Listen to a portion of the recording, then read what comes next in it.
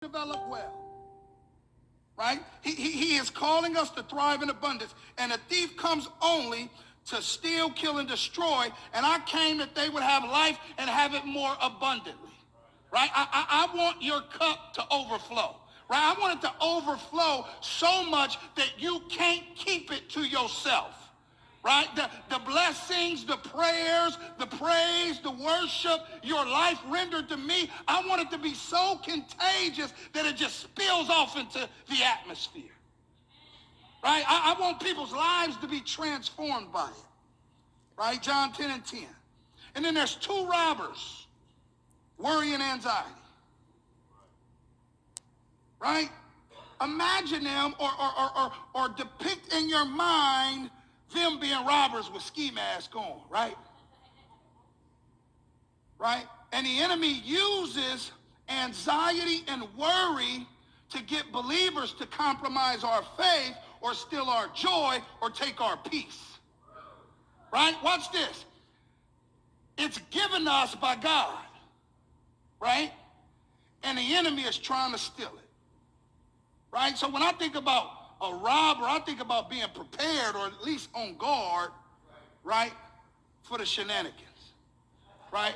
I know the enemy goes to and fro, right, like a roaring lion, you know, seeking whom he may devour.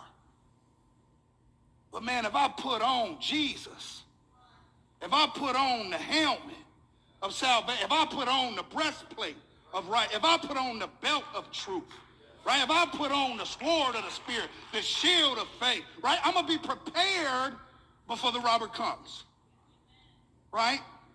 So Jesus gives life and he gives it abundantly, and there are con men or muggers of the spiritual world. They're con men, right? They don't possess truth, but they try to convince you that what they're selling is truth.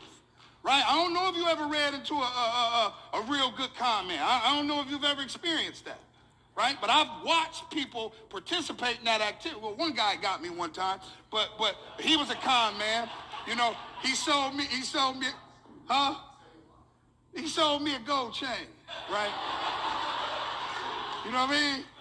And he did yeah, right? So I've fallen victim. And I fell victim because of what I seen, right? And what I desired as well. So abundant life is above all contented life. Abundant life isn't an especially long life, but abundant life isn't an easy, comfortable life, right? Abundant life is a life of contentment. And contentment is satisfaction in Jesus. And we have to believe that he is enough, right? Contentment is subject to the content. And when Jesus is enough, rejoicing is our natural response. Mm-hmm. Right? Right? Because it's going to come out of me. Right? Point 2, you are made for this. You are made for this. You are made for that. I want that to just like resonate. I want that to just pow, pow, pow, slap you all upside your head that you are made for this, right? Because there are some of us who are in this building right now who are questioning whether we're made for this. But you had the audacity and the courage to come to the hospital so that you can be restored and take your medicine because there's something on the inside of you that is anticipating God fulfilling you in a way that the world can't. So let your gentle spirit be known to all people. The Lord is near. Let your gentle spirit be known to all people. Not just the people you prefer. Gentle. A pinkies.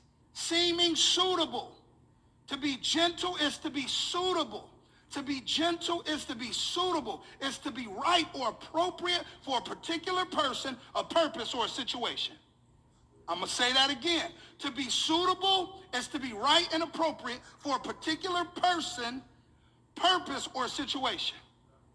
1 Peter 2:9 says, but you are a chosen people, royal priesthood, holy nation, a people of God's own possession, that you may proclaim the excellencies of him who has called you out of the darkness into the marvelous light. In other words, it's saying we are chosen children of God with something to say. You have something to say.